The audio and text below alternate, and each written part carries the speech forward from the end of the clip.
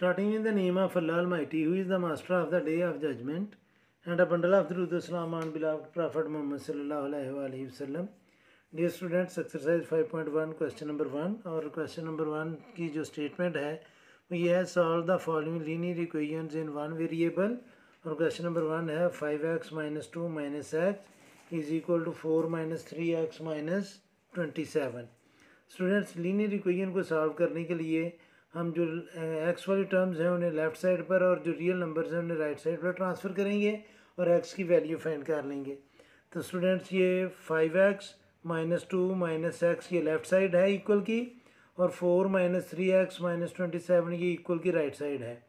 तो left side पर भी एक्स वेरिएबल के टू टर्म्स हैं तो हम उनको सिंप्लीफाई करते हैं. 5x में से इस एक्स को माइनस करेंगे तो बाकी बचेगा स्टूडेंट्स 4x और ये 2 को मैंने राइट साइड पर ट्रांसफ़र करना है और 3x राइट साइड पर जो है वो माइनस है तो लेफ़्ट साइड पर आकर ये होगा प्लस.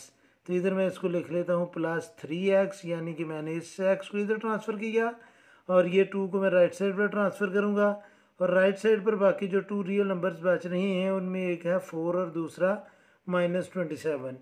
एक नंबर प्लस है और एक माइनस है. जब नंबर्स के साइन डिफरेंट हों तो हम माइनस करके बड़े नंबर का साइन लगाएंगे. तो स्टूडेंट्स ये 27 में से 4 को माइनस करेंगे तो बाकी आएगा माइनस 23 और 2 लेफ़्ट साइड पर स्टूडेंट्स माइनस है, राइट साइड पर जाकर ये होगा प्लस.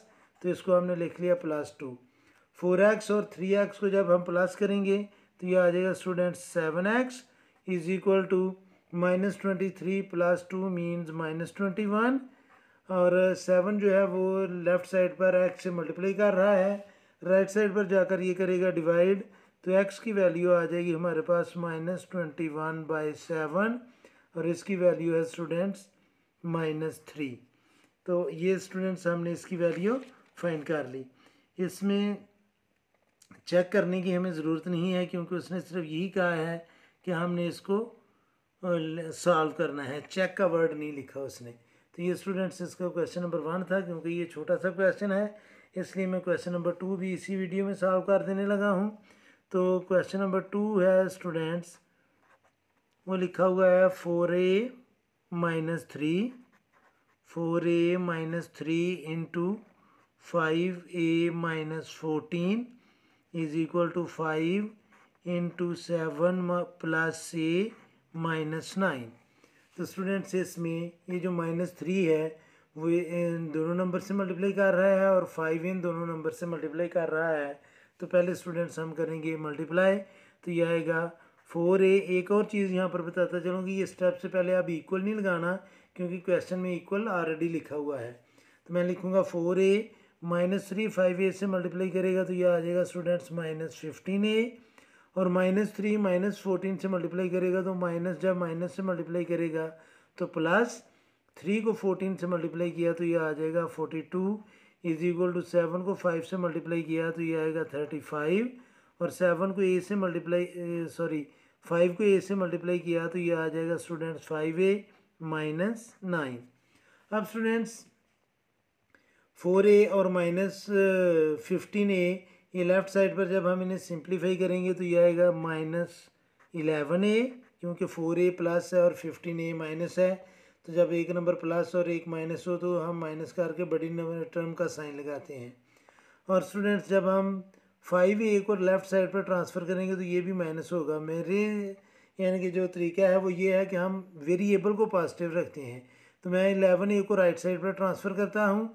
इधर हम अभी इसको 42 को एज इट इज़ लिख लेते हैं और 35 में से जब हम 9 को माइनस करेंगे तो बाकी आएगा स्टूडेंट्स 26 प्लस 5a.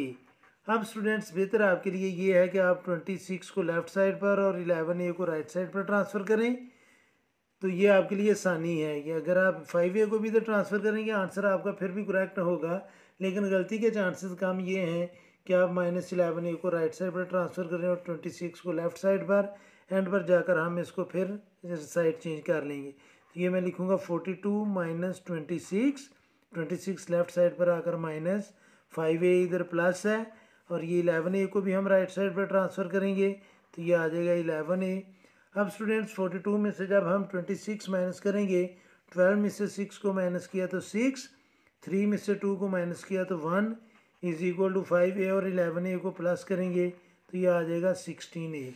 अब ये 16a से मल्टीप्लाई कर रहा है, लेफ्ट साइड पर आकर ये करेगा डिवाइड, तो ये आएगा 16/16 इज इक्वल टू a। 16 को 16 से डिवाइड करेंगे तो 1 आंसर आएगा, 1 इज इक्वल टू a। और अब स्टूडेंट्स हम सिमेट्रिक प्रॉपर्टी लगाकर a को लेफ्ट साइड पर और 1 को राइट साइड पर ट्रांसफ़र कर लेंगे तो a की वैल्यू आ जाएगी 1। तो ये थे स्टूडेंट्स क्वेश्चन नंबर 1 और 2। उम्मीद है कि आपको इन क्वेश्चन की समझ आई होगी। फिर भी अगर कोई कन्फ्यूजन हुई तो आप कमेंट बॉक्स में ज़रूर कमेंट्स कीजिएगा। कोशिश करूँगा कि जल्द से जल्द आपको रिप्लाई करूँ। और आखिर में हमेशा की तरह अल्लाह से दुआ करूँगा कि आप सब हमेशा खुश रहें और ज़िंदगी के हर मैदान में कामयाब हों। आमीन। अल्लाह हाफिज़।